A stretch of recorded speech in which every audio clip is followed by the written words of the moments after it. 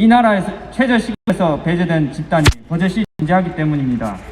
그 집단은 신성한 의무라는 기만적 명목으로 징집된 현역 군인들 그리고 사회복무요원들입니다.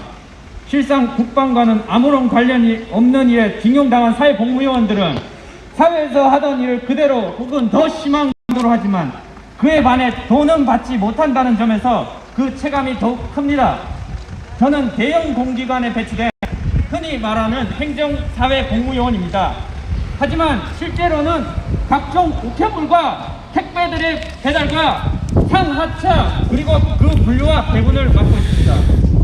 수십 분 이상 무거운 물품들을 상하차하며 또 그것들을 서로 멀리 떨어진 건물들로 옮기는 일을 합니다. 한여름 30도가 넘어가든 한겨울 강추위 속에서든 눈이 오든 비가 내리든 예외는 있을 수 없습니다.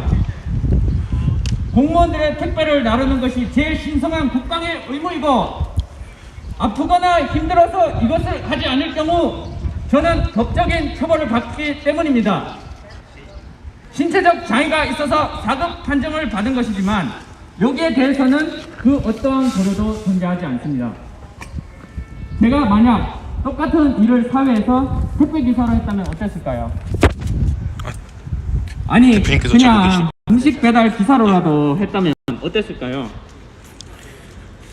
하루 2시간씩만 부업을 하더라도 주 5일 기준 한 달에 100만 원의 수익은 가져갔을 거예요. 하지만 저는 매일 8시간씩을 일함에도 제게 주어지는 돈은 한 달에 50만 원 남짓이 고작입니다. 신체적 장애가 있음에도 그것을 견디고 허리가 망가질 듯한 고통을 느끼며 상하차와 운반을 하는 저의 시급은 단 2,000원, 단 2,000원에 불과합니다. 고용 안정성, 사회적 대우와 같은 표현은 그저 사치일 뿐입니다. 이곳에서 제가 받는 2,000원의 시급은 제 생활에 그 어떤 안정도 가져다주지 못하고 저는 여기서 약 2년을 일하고 나가는 것이니 일에 장래성이 있는 것도 아닙니다. 제가 힘들게 이곳을 버텨낸다고 해서 알아주는 사람이 있는 것도 아닙니다. 사회적으로는 공익이니 편하겠다, 공익이니 아무것도 안 하고 논다는 인식만이 존재할 뿐입니다. 저는 대체 어디에 제 문제를 호소해야 하는 것입니까? 사회복무요원의 고충을 담당한다는 명목의 복무지도관은 저에게 아무런 도움도 주지 않습니다. 노동자도 아니니 등록감독관이 아마 지금은 이보다 더 많은 돈이 투입되고 있을 것입니다. 합의가 더해지지만 큰 차이는 없습니다. 결국 이 나라는 범죄를 저질러 교도소에 수감되는 사람보다도 찝찝한 청년들에게 훨씬 더 적은 돈을 주고 부리는 셈입니다. 대체 제가 무슨 죄를 지었다고 이런 처지에 놓여야 하는 것입니까? 신체적 장애를 가진 20대 청년이 공기관의 택배를 나른 것을 어떻게 생각해도 국방과는 관련이 없습니다. 공익이라는 이유로 사회적 멸시를 받으며 제가 이 부조리와 육체노동을 견뎌야 할 이유가 무엇인지 저는 전혀 모르겠습니다. 시급 2,000원을 꼴랑 던져주고는 모든 생활비를 알아서 해결하라는 것도 도무지 말이 되지 않습니다. 그래서 이 거대한 불합리를 조직해낸 이 기관 그리고 병무청 나아가 대한민국 정부를 규탄합니다.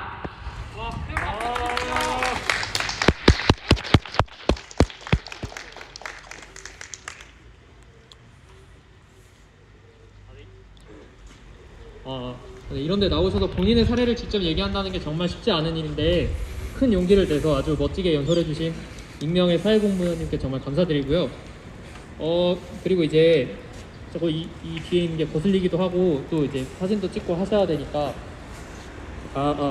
예정된 그 주거니를 불태우는 퍼포먼스를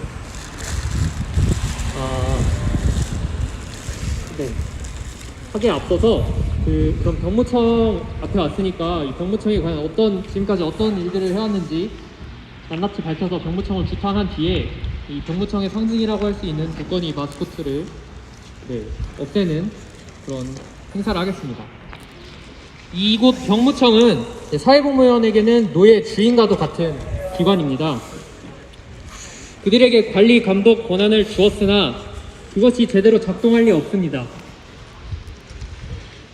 N번방 사태로 인해 사회복무위원의 개인정보 취급이 엄격하게 금지되었지만 아직도 많은 곳에서는 버젓이 민감 정보 취급이 이루어지고 있습니다.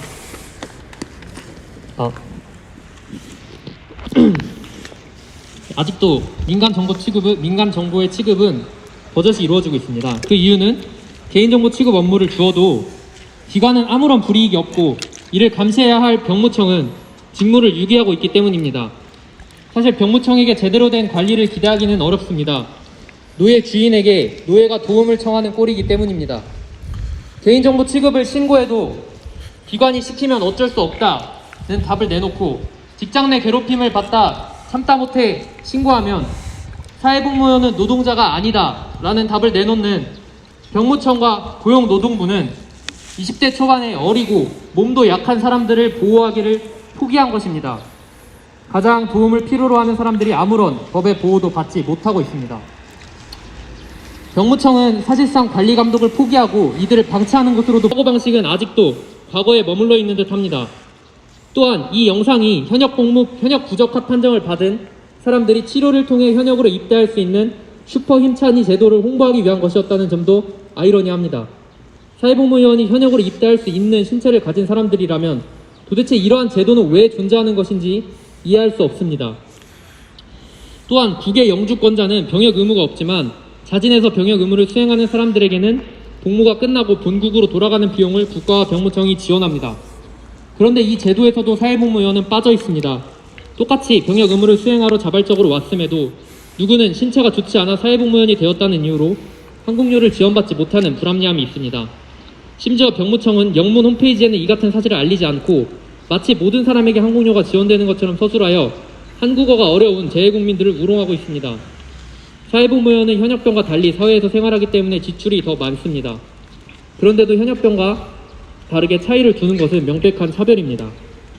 이처럼 여러 곳에서 확인되는 병무청의 사회복무위원에 대한 차별적인 인식, 그리고 이등 국민처럼 대하는 이러한 태도는 비판받아 마땅하고 반드시 개선되어야 할 것입니다. 그래서 오늘 우리가 가져온 이 마스코트, 병무청의 마스코트 전 마스코트인 국건이는 사회복무위원뿐만 아니라 현역병들도 굉장히 싫어하시는 것으로 알고 있습니다. 하지만 저희 사회복무위원들은 현역병들하고는 다르게 복무를 시작하고부터 끝날 때까지 병무청 소속이기 때문에 더더욱 병무청과 연이 많습니다. 그래서 사회복무위원들이 전부 불만을 가지고 있다고 생각하는 이 국건이 마스코트를 태우는 행사를 할 건데,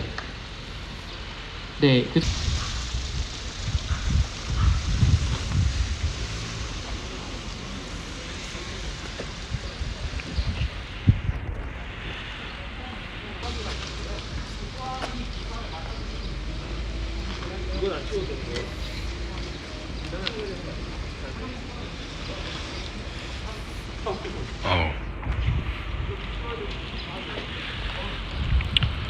예, 지금 방송이 자주 끊긴다고 하시는데, 예, 그 점 죄송하게 생각하고 있습니다.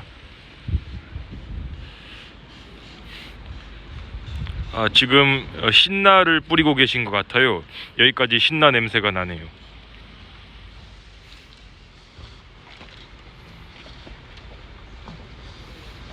국건이 얼굴에 곧 불이 붙을 예정입니다.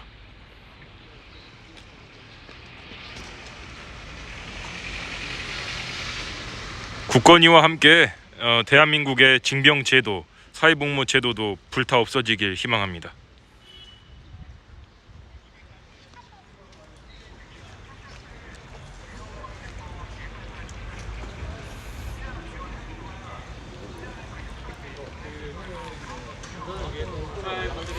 협조해 주시기 바라고요.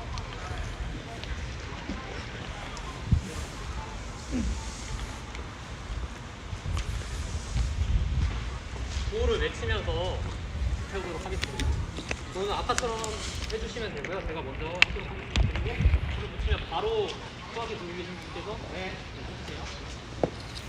불 붙이는 거 주위에서 붙여야 될 것 같은데. 바람이 좀. 현대판 노예제 사회공무 폐지하라. 폐지하라! 폐지하라! 폐지하라! 축소하라! 축소하라! 축소하라!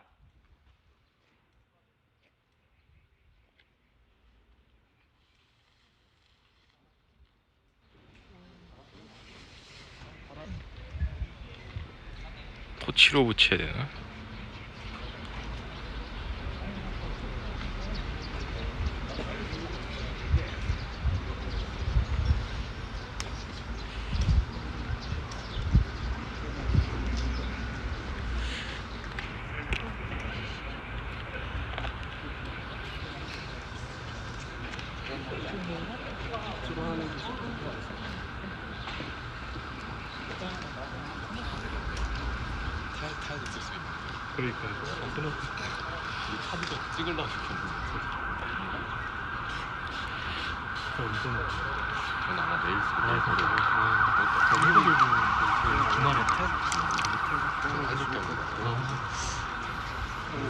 아, 예, 타기 시작했습니다.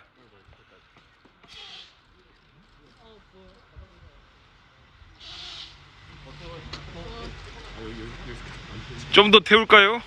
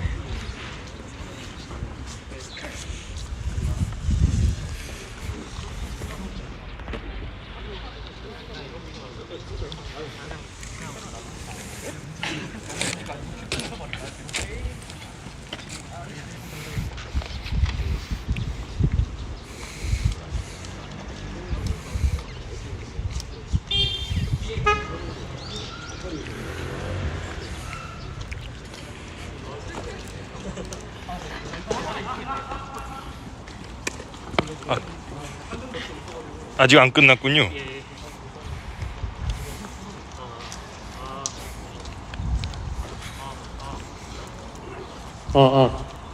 네, 여러분이 협조해주신 덕분에 국건이 화영식은 안전하게 끝났고요. 네. 걱정하시던 분들도 돌아가셨으니까. 네. 저희는 현수막을 다시 가지고 와서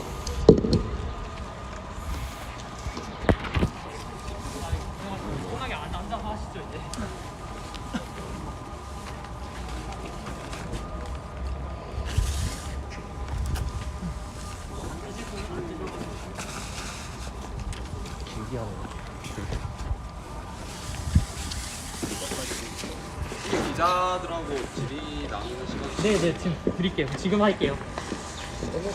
이거 한 분만 좀 잡아주세요. 예, 제가 잡겠습니다. 이쪽 옆에 잡으면 될까요? 네네.